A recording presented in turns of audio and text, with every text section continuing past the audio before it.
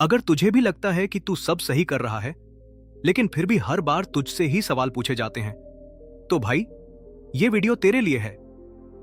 भाई ये कोई टाइम पास वीडियो नहीं है। ये उस चुपचाप सवाल का जवाब है जो तू कई सालों से खुद से पूछता आ रहा है। मैं तो हर चीज अच्छे इरादे से करता हूं, फिर भी गलत मैं ही क्यों ठहराया जाता हूं? कभी ऐसा हुआ है कि तू किसी की खुशी के लिए कुछ करता है और जवाब में वही इंसान तुझ पर गुस्सा हो जाता है? या फिर किसी की बात मानकर कोई काम किया और उसी बात के लिए तुझे खुदगर्ज कहा गया?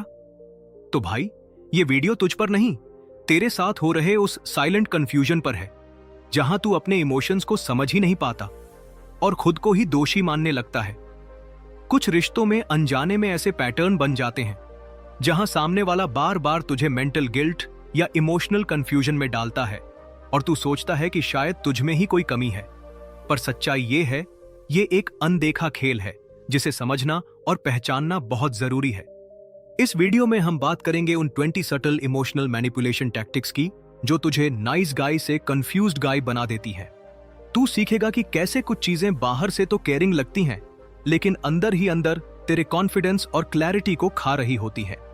और सबसे जरूरी बात, अब तू जान पाएगा कि कैसे इन चीजों को रिस्पेक्टफुली आइडेंटिफाई किया जाए और अपनी सेल्फ वर्थ को वापस पाया जाए। तो अगर तू भी कभी ऐसे इमोशनल रोलर कोस्टर से गुजरा है जहां कभी साइलेंस, कभी गिल्ट, कभी मिक्स्ड सिग्नल्स ने तुझे उलझा दिया हो, तो नीचे कमेंट कर, भाई ऐसा कुछ मेरे साथ भी हुआ है, और फिर वीडियो शुरू होने दे, क्योंकि आज जो तू सीखेगा वो तेरे हर रिश्ते की समझ को एक नया रूप देगा। चल शुरू करते हैं।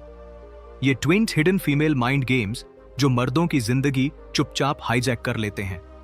गेम नंबर 0, जब वही चीज करके तू गलत ठहरा दिया जाता है जो उसने खुद कहा था। सोच के देख, तेरी गर्लफ्रेंड कैजुअली बोलती है, मुझे ऐसे लड़के पसंद हैं जो कूल कार चलाते हैं। तू भी उसकी खुशी के लिए पैसों को जोड़ जोड़ के एक शानदार गाड़ी ले आता है। और अब वही लड़की बोलती है, तू बहुत दिखावे वाला बन गया है, तुझ में अब पहले जैसी सिंप्लिसिटी नहीं रही। भाई तू कंफ्यूज हो जाता है। मैंने तो वही किया जो उसने इनडायरेक्टली चाहा था, फिर भी गलती मेरी। यही होता है इमोशनल रिवर्सल। पहले सटल सिग्नल देती है, फिर जब तू वही करता है तो ब्लेम तुझ पर ही आ जाता है। अब तू उसे मनाने, जस्टिफाई करने और खुद को सही साबित करने में लग जाता है, और वहीं से तू एक मेंटल लूप में फंसने लगता है। असल में तू उसकी स्क्रिप्ट का हिस्सा बन चुका होता है, जहां गेम वो खेल रही होती है और तू बस रिएक्ट कर रहा होता है। भाई अगर कभी तेरे साथ भी ऐसा कंफ्यूजन वाला पल आया हो तो कमेंट कर, भाई ये तो मेरे साथ भी हुआ है। चाल नंबर 1, पहले कहती है करो, फिर जब तू करता है तो तू ही गलत बन जाता है। यह गेम बहुत स्मार्ट तरीके से खेला जाता है। शुरुआत में वो तुझे इनडायरेक्टली इंकरेजमेंट देती है, मुझे ऐसे लड़के पसंद हैं जो कूल कार चलाते हैं। अब तू भी खुश करने के लिए दिल से करता है, गाड़ी खरीद लाता है, और फिर तू अब बहुत दिखावे वाला बन गया है, तुझ में जिम्मेदारी की कमी दिखती है। भाई सोच, जिस चीज को उसने खुद पसंद बताया, अब वही चीज तुझ पर ताना बनकर लौट रही है। यही है इमोशनल रिवर्सल। जब एक्सपेक्टेशंस को वो खुद सेट करती है, लेकिन जब तू उन पर चलता है तो ब्लेम तेरे हिस्से आता है। तू सोच में पड़ जाता है, मैंने तो वही किया जो उसे अच्छा लगता था, फिर गलती मेरी कैसे?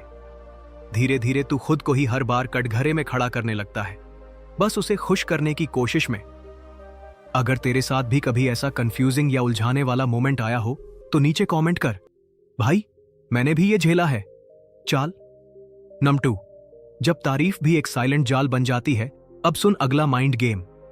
कुछ तारीफें होती हैं जो सीधे दिल से नहीं आती, बल्कि इस मकसद से की जाती हैं कि वो तुझे डायरेक्शन दे सके। जैसे एक लड़की ने अपने बॉयफ्रेंड से कहा, तू उस ब्लैक शर्ट में बहुत कमाल लगता है। अब अगली बार जब उसने कोई और शर्ट पहनी तो जवाब मिला, ओह तो अब तुझे मेरी पसंद की कोई कद्र नहीं। मतलब क्या हुआ? तारीफ के बहाने इमोशनल लीश डाल दी गई। वो जो कॉम्प्लीमेंट था अब गिल्ट बन गया और तू उसकी पसंद के हिसाब से चलने लगा। आज शर्ट पे कमेंट, कल हेयर स्टाइल, फिर धीरे धीरे तू खुद डिसाइड करना छोड़ देगा कि क्या पहनना है, क्या बोलना है और क्या बनना है। भाई जब तू अपनी पहचान को उसकी वैलिडेशन से जोड़ देता है तो फिर तेरा रिमोट कंट्रोल उसी के हाथ में चला जाता है। अगर तूने भी कभी किसी तारीफ को बाद में दबाव में बदलते देखा है तो नीचे लिख। भाई, अब समझ आया असली चाल। चाल नंबर 3, मुझे तो समझ ही नहीं आता, मासूम बन के तेरे गले डाल देगी अपनी गलती। अब सुन, ये चाल ऊपर से बहुत ही सॉफ्ट लगती है, लेकिन अंदर से इसका इंपैक्ट डीप होता है। मान ले उससे कोई बिल मिस हो गया, तेरा इंपॉर्टेंट मैसेज सीन ही नहीं किया, या तुम्हारा प्लान ही इग्नोर हो गया। अब जब तू बात करने जाए तो सामने से आता है एक मासूम लुक, नम सी आंखें और कांपती सी आवाज। मुझे तो ये सब मैनेज करना ही नहीं आता, I am just really bad at this, sorry ना।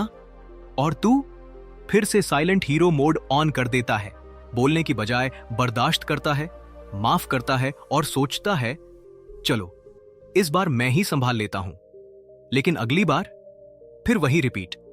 भाई, इसे कहते हैं स्ट्रैटेजिक हेल्पलेसनेस, यानी जब सामने वाला जानबूझकर खुद को कमजोर दिखाता है ताकि तू ऑटोमेटिकली स्ट्रांग बन जाए और सारा इमोशनल, मेंटल और प्रैक्टिकल बोझ खुद उठा ले।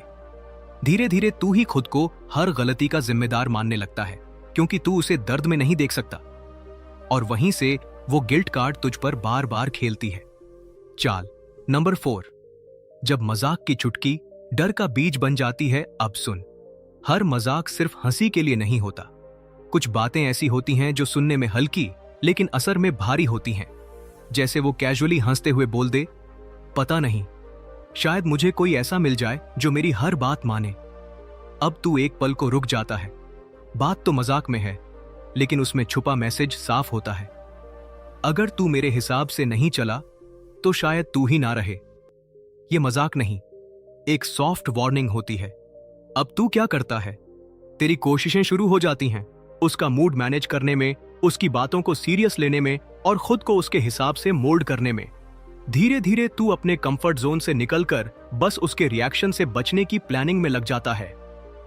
इसे कहते हैं सॉफ्ट थ्रेट, ना कोई बहस ना कोई जोर, लेकिन फिर भी तू अंदर ही अंदर दबाव महसूस करता है। चाल नंबर 5, जब वो तेरी पुरानी गलती से आज की लड़ाई जीत जाती है। भाई, अब ये चाल होती है मास्टर लेवल की साइकोलॉजी। मान ले लड़ाई किसी छोटी सी बात पर चल रही है, जैसे कोई ग्रोसरी आइटम नहीं लाया या तेरा रिप्लाई लेट था, लेकिन अचानक वो बोल देती है, तू वैसे भी उस बार मेरा बर्थडे भूल गया था। अब क्या होता है? अब बहस उस मुद्दे पर नहीं रहती जो चल रहा था। अब तू डिफेंसिव मोड में चला जाता है। अब तू गलती एक्सप्लेन करने, सॉरी बोलने या खुद को जस्टिफाई करने में लग जाता है। मतलब आज की लड़ाई उसने तेरे बीते कल से जीत ली। इसे कहते हैं इमोशनल डेट स्टैकिंग। तू अपनी पुरानी गलतियां तो भूल चुका था, पर उसके दिमाग में वो सब एक इमोशनल लोन बन के जमा था, जो वो जब चाहे इंटरेस्ट के साथ तुझ पर निकाल सकती है। और अब चाहे आज की बात में तू सही भी हो, तेरा कॉन्फिडेंस खुद गिरने लगता है, क्योंकि गिल्ट का वजन बहुत भारी होता है। चाल नंबर 6, जब वो तेरा मुकाबला उन लोगों से करवाती है जो सामने होते ही नहीं। भाई, ये चाल बड़ी सॉफ्ट और साइलेंट लगती है, पर इसका असर सीधा तेरे आत्मविश्वास पर पड़ता है। वो कैजुअली कहती है, मेरे ऑफिस वाले लड़के मेरी हर बात को इतना अप्रिशिएट करते हैं, और फिर जब तू कुछ सजेस्ट करता है तो सुनने को मिलता है, तू वैसे सोच ही नहीं पाता जैसे वो लोग सोचते हैं। अब बात सीधी नहीं कही गई, पर बीज बो दिया गया। शायद तू उतना स्मार्ट, केयरिंग या वैल्यूएबल नहीं है। इस माइंड गेम का नाम है इनडायरेक्ट कंपैरिजन। वो तुझे किसी इनविजिबल कंपटीशन में डाल देती है। ऐसे लोगों से कंपेयर करती है जिन्हें तू जानता भी नहीं, देख नहीं सकता, टक्कर भी नहीं दे सकता। अब तू क्या करता है? प्रूव करने में लग जाता है कि तू भी वैसा ही है या उससे बेहतर। तू खुद को बदलने की कोशिश करता है, पर कंपैरिजन कभी खत्म नहीं होती और वो बस आराम से देखती रहती है। तेरे अंदर से कॉन्फिडेंस और क्लैरिटी दोनों धीरे धीरे फेड होते जाते हैं। चाल नंबर 7, जब उसके मूड स्विंग्स तुझे ये सोचने पर मजबूर कर देते हैं, कहीं मैं ही तो गलत नहीं। अब जरा सोच, तू कुछ सीधी सच्ची बात करता है और अचानक वो इमोशनल हो जाती है। आंसू, साइलेंस या ड्रामेटिक रिएक्शन। तू एकदम से रुका हुआ खड़ा है। यार, मैंने कुछ ज्यादा तो नहीं कह दिया? फिर 2 मिनट बाद वो हंसते हुए बोलती है, अरे यार, मैं तो मजाक कर रही थी। और तू वहीं फ्रीज, ना बोलने लायक बचा ना समझने लायक। इस माइंड गेम को कहते हैं इमोशनल विप्लैश। एकदम झटका लगता है तेरे लॉजिक को, और तू सोचने लगता है, अब कैसे बात करूं जिससे वो हर्ट ना हो, बस शांति बनी रहे। धीरे धीरे तू अपनी फीलिंग्स छुपाने लगता है। तेरे अंदर की आवाज दब जाती है, क्योंकि तू हर बार सिर्फ ये सोच रहा होता है, उसका अगला मूड क्या होगा, मैं कैसे बिहेव करूं कि कुछ ना बिगड़े। और इसी चक्कर में तू उसकी शांति के लिए खुद से लड़ना शुरू कर देता है। चाल नंबर 8। सॉरी, भूल गई थी। नहीं भाई, ये भूलना नहीं, तेरे बाउंड्रीज की टेस्टिंग है। अब मान ले, तूने साफ साफ कहा था बिना बताए ऑफिस मत आना, पर फिर भी एक दिन वो अचानक आ जाती है और हंसते हुए कहती है, ओह सॉरी, मुझे सच में याद नहीं रहा, बस तुझसे मिलने का मन था। अब तू एक बार माफ करता है, दूसरी बार समझाता है, लेकिन तीसरी बार तू चुप हो जाता है। क्यों? क्योंकि अब तुझे लगने लगता है कि बात करने से कुछ बदलता ही नहीं। तेरी नो की आवाज अब खुद तुझ पर भारी पड़ने लगती है। भाई, इसे कहते हैं बाउंड्री टेस्टिंग। मतलब वो ये देख रही है कि तू अपने ही बनाए हुए रूल्स को कितना सीरियसली लेता है। अगर तू बार बार माफ करता रहा तो अगली बार वो वही चीज बिना झिझक दोहराएगी। धीरे धीरे तेरी बाउंड्रीज बस नाम की रह जाएंगी, और वो जो कहेगी वही तेरा स्केड्यूल, वही तेरा कंफर्ट जोन बन जाएगा। तेरे मना करने की कोई वैल्यू नहीं रह जाएगी, क्योंकि उसकी प्यारी सी सॉरी ने तेरा पूरा स्ट्रक्चर ही ढहा दिया। अगर तूने भी कभी अपनी ही तय की हुई बाउंड्रीज पर चुपचाप पीछे हटना सीखा है तो नीचे कमेंट कर, भाई अब समझ आया, मेरी चुप्पी ही उसकी हिम्मत बन गई थी। चाल नंबर 9। बाहर से क्वीन, अंदर से गिल्ट ट्रिपर। अब भाई, ये गेम सबसे जटिल होता है। बाहर से सब बोलते हैं, भाई तेरी गर्लफ्रेंड तो गोल्ड है यार, स्मार्ट, स्वीट, परफेक्ट। और तू अंदर से सोच रहा होता है, क्या मैं ही बार बार गलती कर रहा हूं, या मुझे ही सब ज्यादा लग रहा है। जब लोग होते हैं वो तुझे ओपनली अप्रिशिएट करती है, my boyfriend is the best, he does everything for me.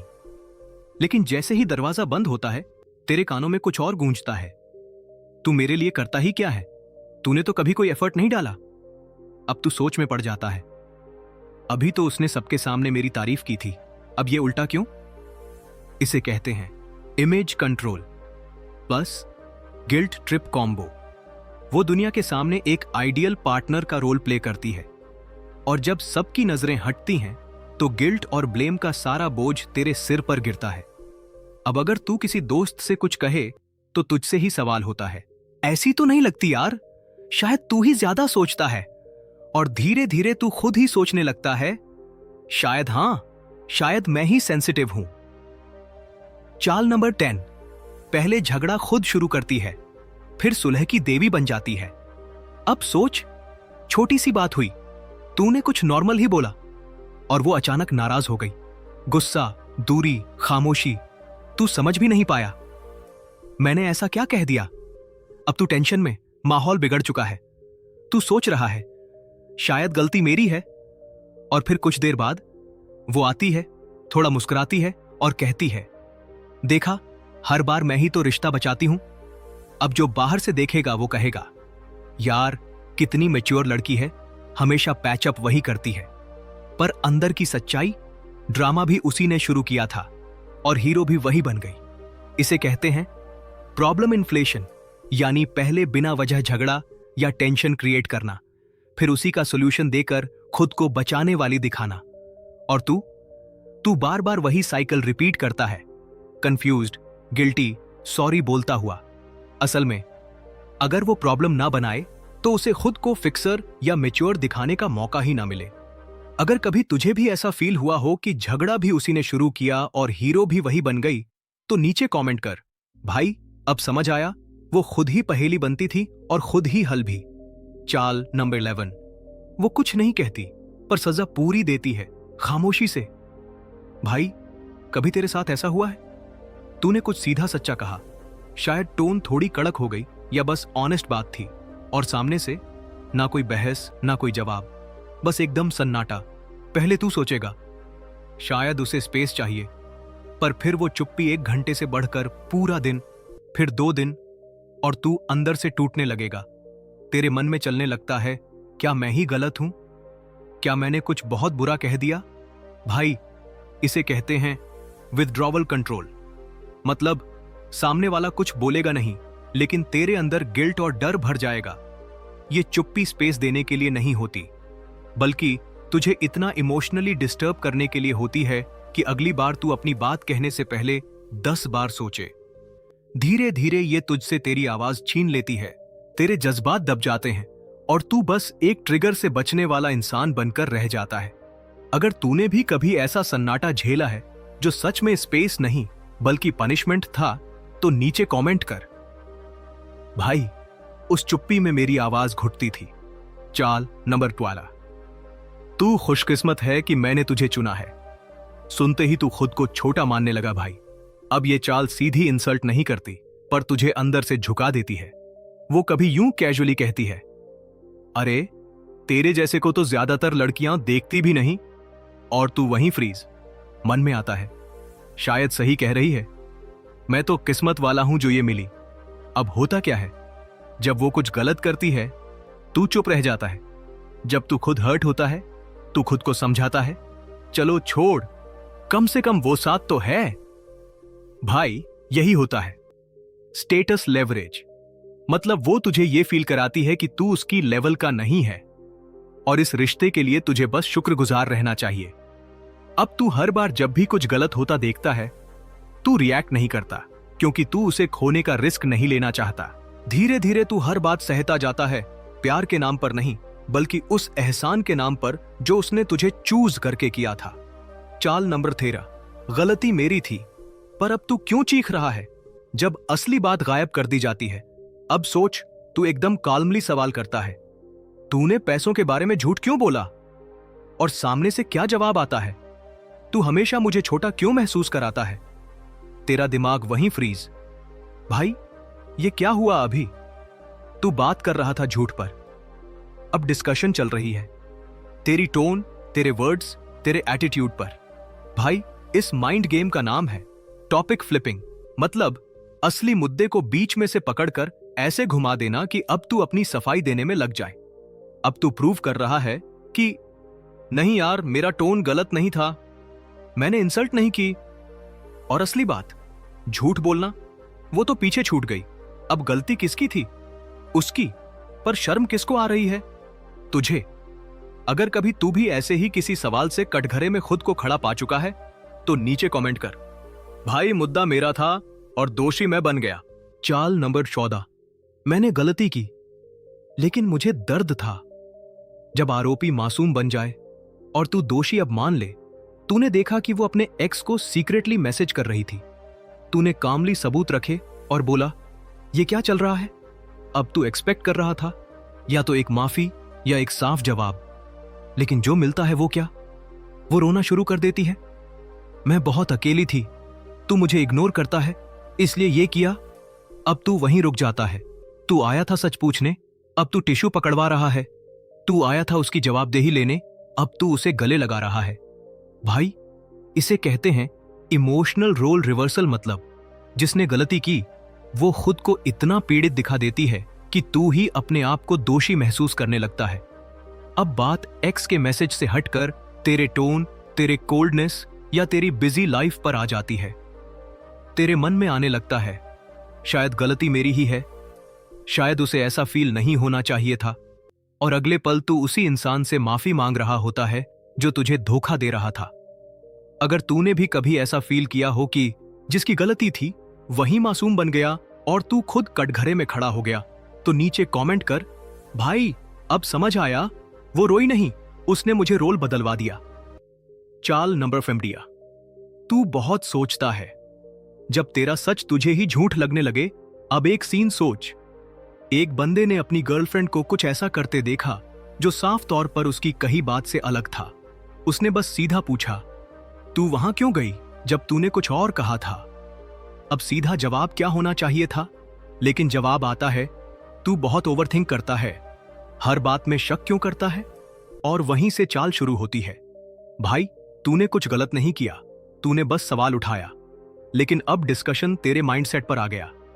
तेरे अंदर आने लगता है डाउट, क्या सच में मैं ज्यादा सोच रहा हूं, शायद मैंने बढ़ा चढ़ा कर लिया।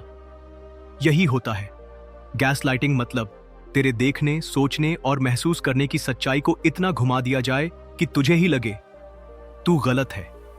धीरे धीरे तू खुद पर से भरोसा खोने लगता है और सबसे खतरनाक मोड़ तब आता है जब तू उसी इंसान को दूसरों के सामने डिफेंड करता है। नहीं यार, वो ऐसी नहीं है, शायद मैं ही ज्यादा सोचता हूं। चाल नंबर 16, जो चाहे कर लो पर भुगतोगे। जब तेरी फ्रीडम भी फंदा बन जाती है। अब ध्यान से सुन। एक लड़के को उसकी गर्लफ्रेंड कहती है, तू दोस्तों के साथ जाना चाहता है? जाना, कोई दिक्कत नहीं है।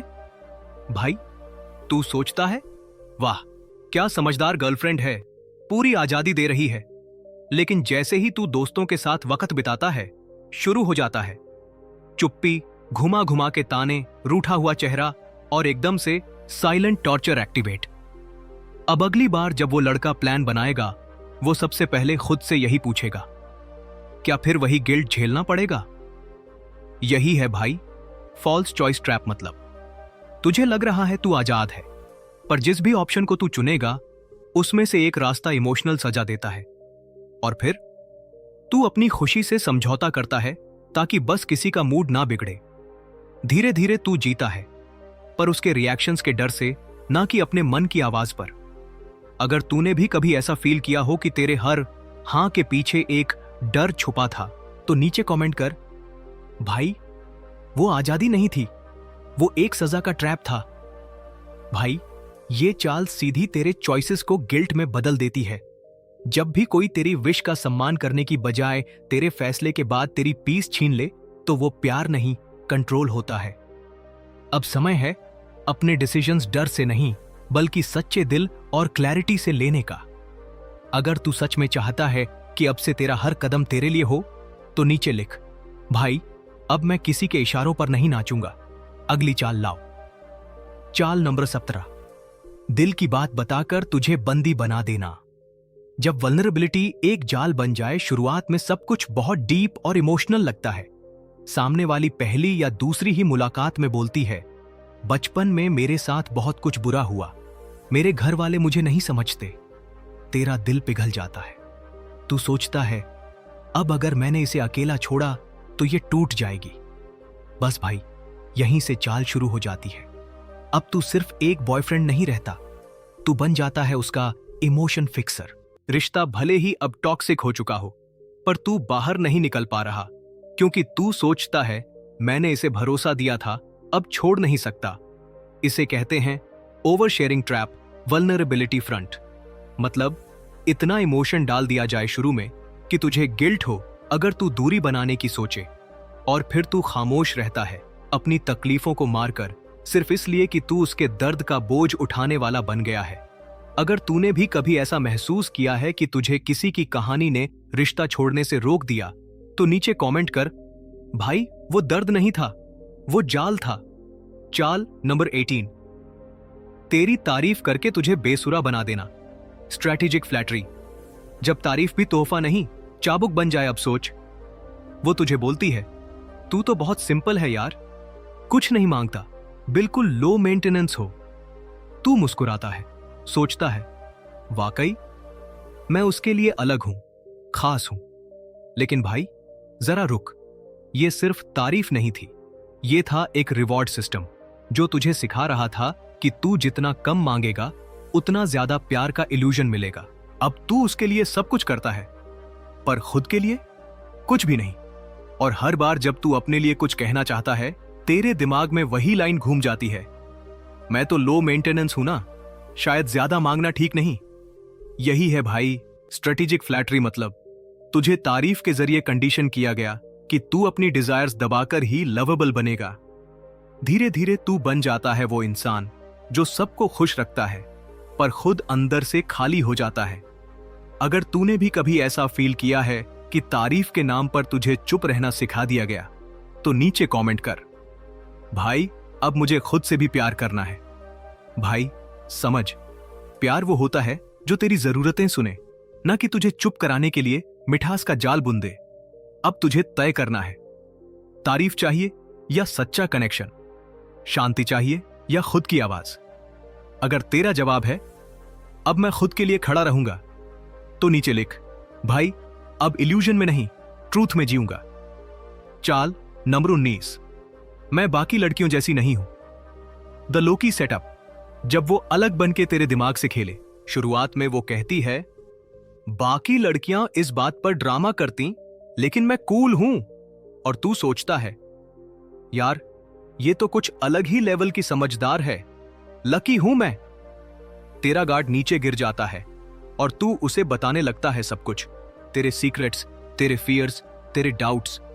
लेकिन धीरे धीरे वही कूल लड़की तेरी उन्हीं बातों को तेरे खिलाफ यूज करने लगती है। एक दिन तू सोच में पड़ जाता है, ये वही लड़की है ना जो बाकियों से अलग थी। पर तब तक तेरी इमोशनल इन्वेस्टमेंट इतनी हो चुकी होती है कि तू उसे ब्लेम नहीं करता, बल्कि खुद को ही शक की नजर से देखने लगता है।